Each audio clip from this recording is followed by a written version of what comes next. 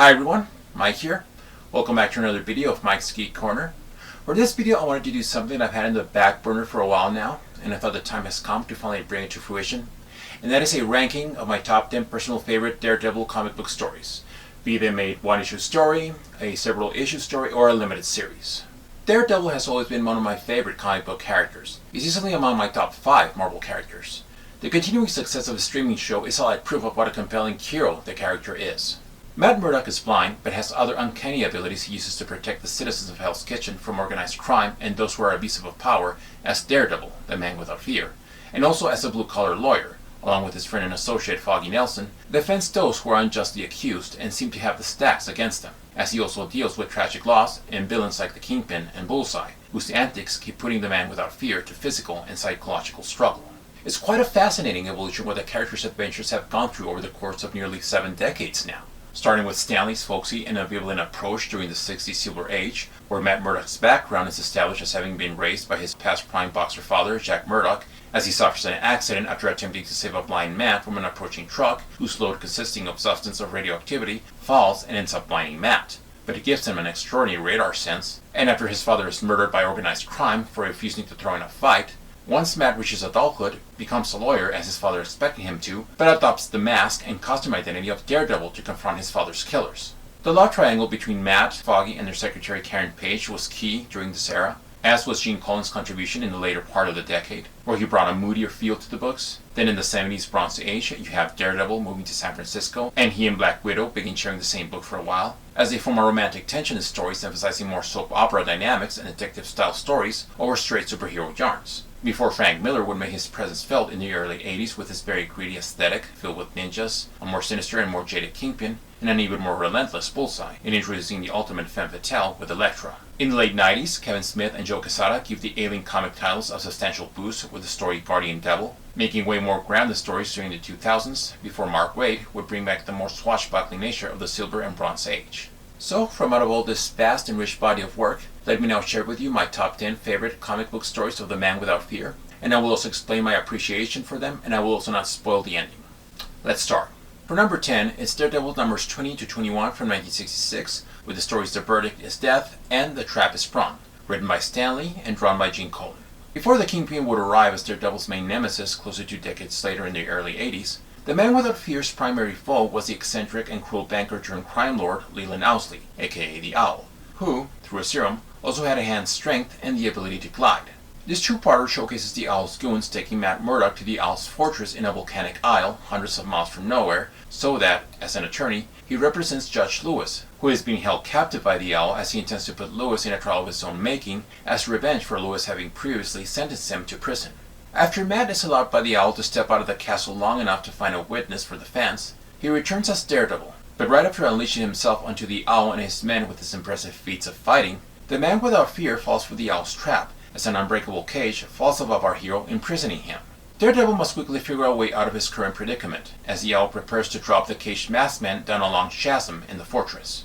This story is not only a fine example of some of the best work to come out of Marvel's Silver Age era, with Stan Lee's writing style filled with dynamic flair and snappy, witty dialogue, but it's also a classic example of the high-energy dynamic swashbuckling action that defined Daredevil during the Silver Age, as it is highlighted in this adventure by Gene Colan's fluid sense of motion, along with his highly atmospheric cinematic layouts.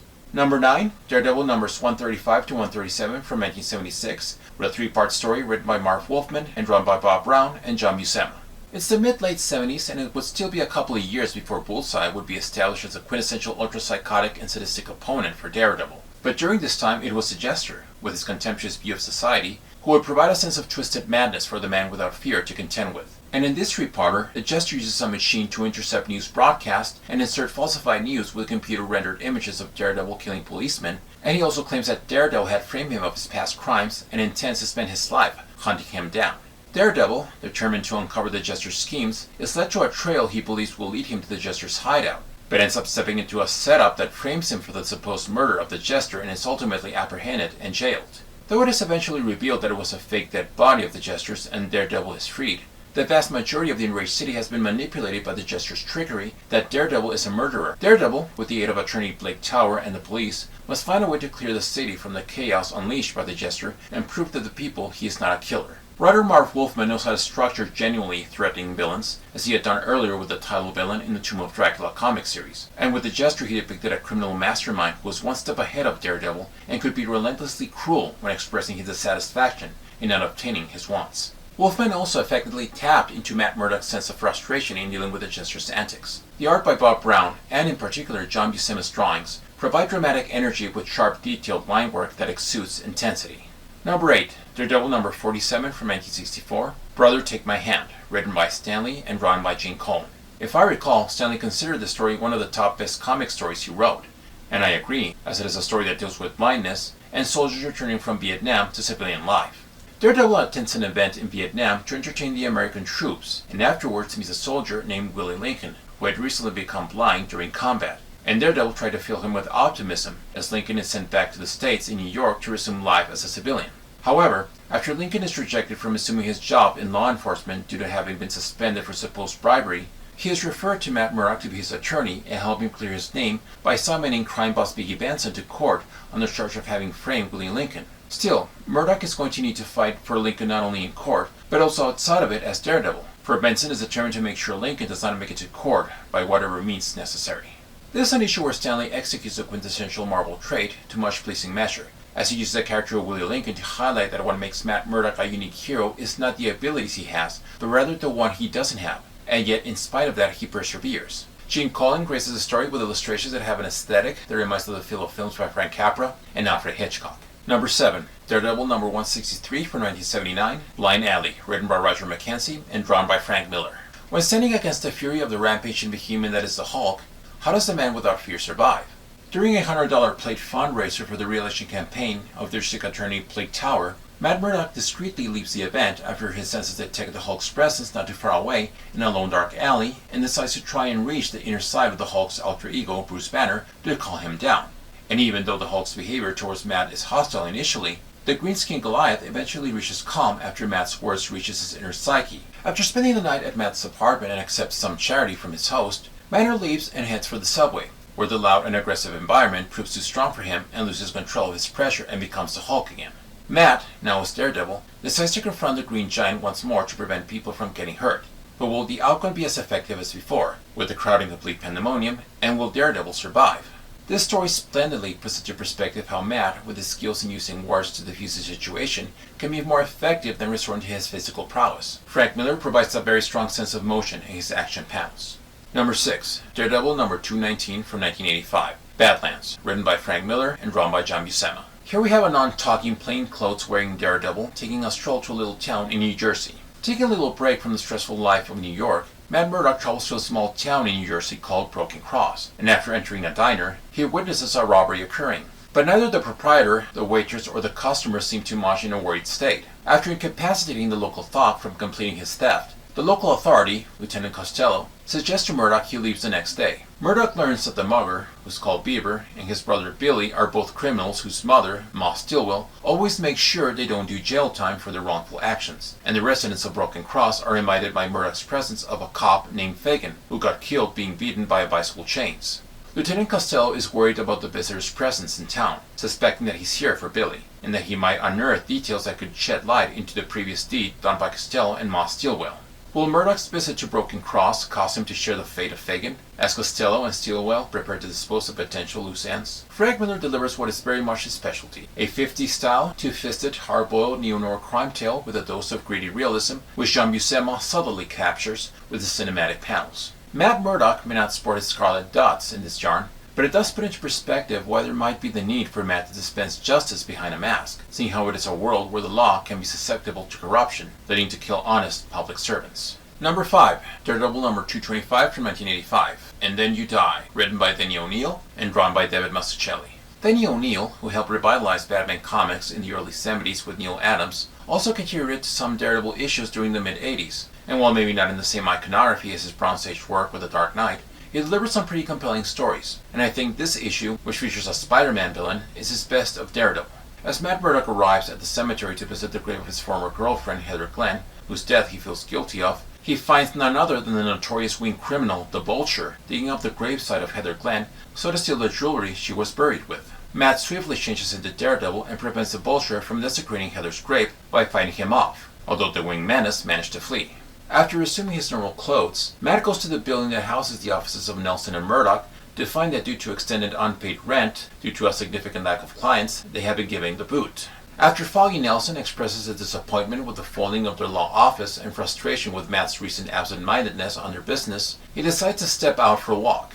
However, Matt becomes concerned as he notices that Foggy did not take his jacket and heard him take the elevator to the roof. Once at the rooftop, Foggy, who seems to be contemplating suicide due to his life's current disastrous state, is then being manipulated by the Vulture himself, who had been lurking about in the shadows after tracing Heather Glenn's connection to Nelson and Murdoch, and being driven by fury after Daredevil spoiled his grave robbing of Heather.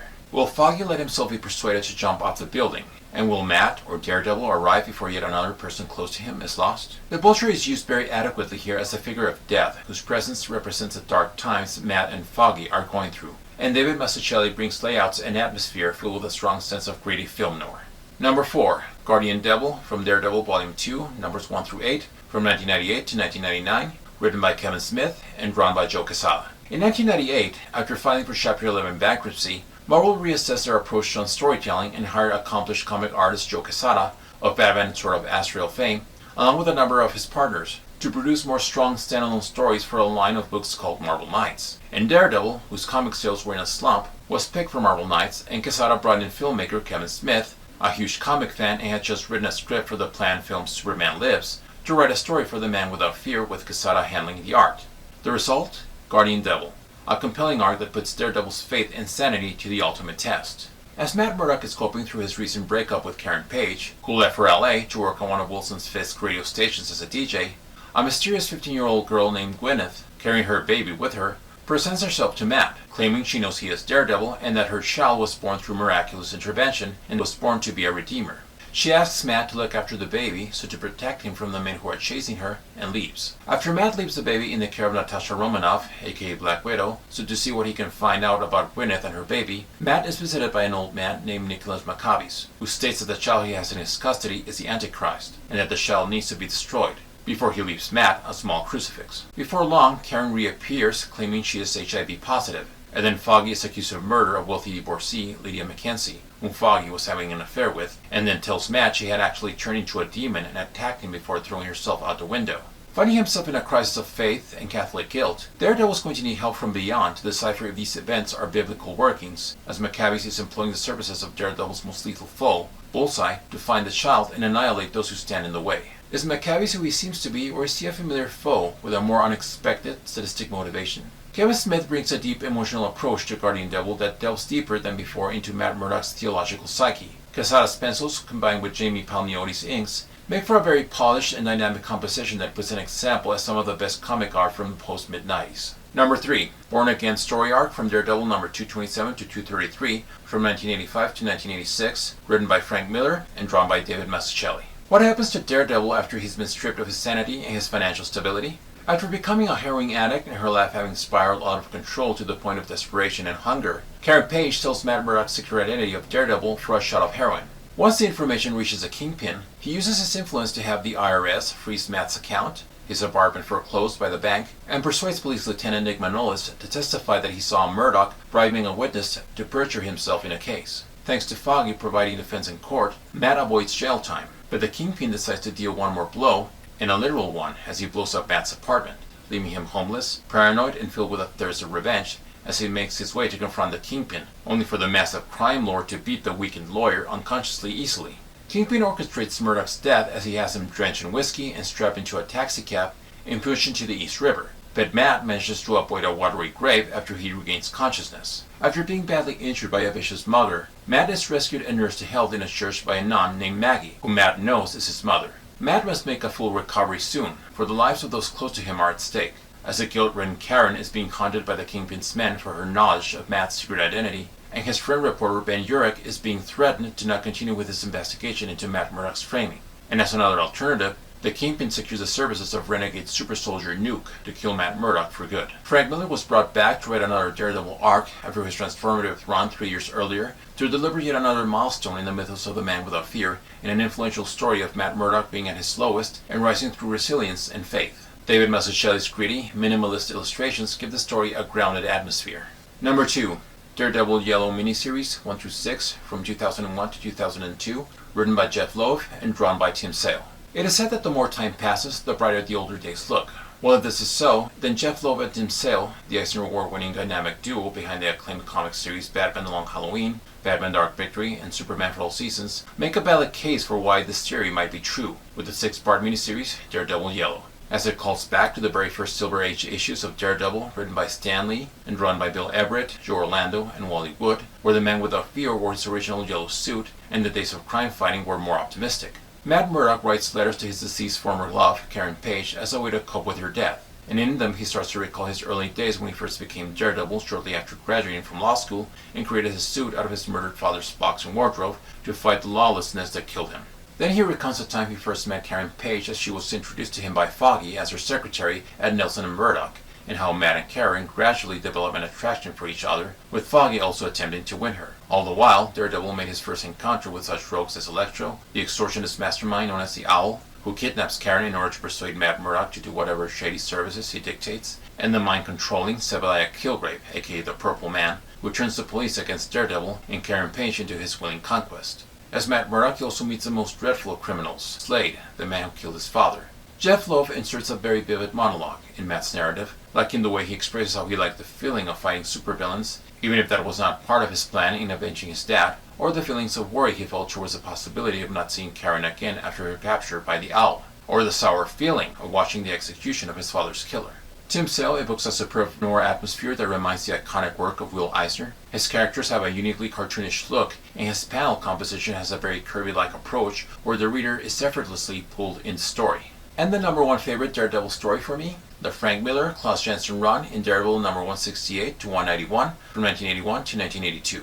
Written by Frank Miller and drawn by Frank Miller and Klaus Janson.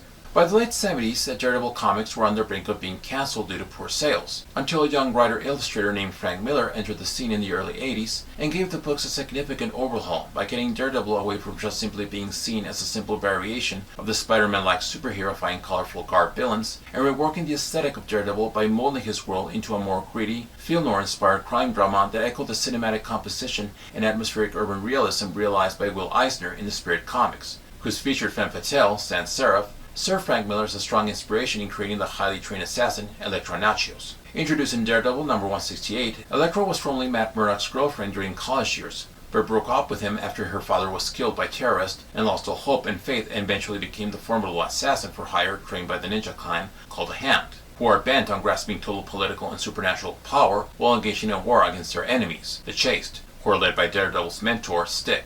After encountering Daredevil, Elektra instinctively recognizes that he's Matt Murdock, creating a conflicting relationship between the two of them as they both have to team up to fight off the Hand, who are hired by the Kingpin to kill Matt Murdock to draw out Daredevil, and eventually Elektra is assigned by the Kingpin to assassinate Foggy Nelson, who presented a legal liability to the crime boss. Speaking of the Kingpin, who had been prior mainly a bombastic physical foil for the web-slinger, Frank Miller turned him into a more strategic and deftful mastermind who uses his influence to manipulate or blackmail those in positions in government to achieve his means, while still retaining his imposing physicality and brutal strength, ultimately replacing the more outlandish Owl as Daredevil's primary antagonist. And last but certainly not least, there's Bullseye, who had previously under other writers been written as a standard villain who used absurd gimmicky props, to a truly sadistic mad killer with an obsessive drive to annihilate the Man Without Fear, representing the perfect image of chaos to Daredevil's sense of order and justice, and his road to ultimate infamy in this run as he kills a certain character close to our hero. In this run, Miller also introduced the now iconic vigilante rivalry between Daredevil and the lethal manhunter, the Punisher, as Daredevil's moral code of ethics collide with the Punisher's relentless one-man war on crime. And for good measure, you have a cancer-ridden Black Widow joining the Man Without Fear against the Hand. It's an ambience of neo-noir crime drama combined with the Eastern tropes inspired by filmmaker Akira Kurosawa, as only Frank Miller, with Claude Jensen's bold inking, can display with the most staccato craftsmanship. So those are my top 10 favorite Daredevil comic stories. No doubt you might have a different list, and if so, please share it with us in the comment section. And for now, that concludes this video, which I hope you enjoyed, and if so, please give it a like, click that bell, and make sure you subscribe. Till the next time, take care everyone. Bye-bye.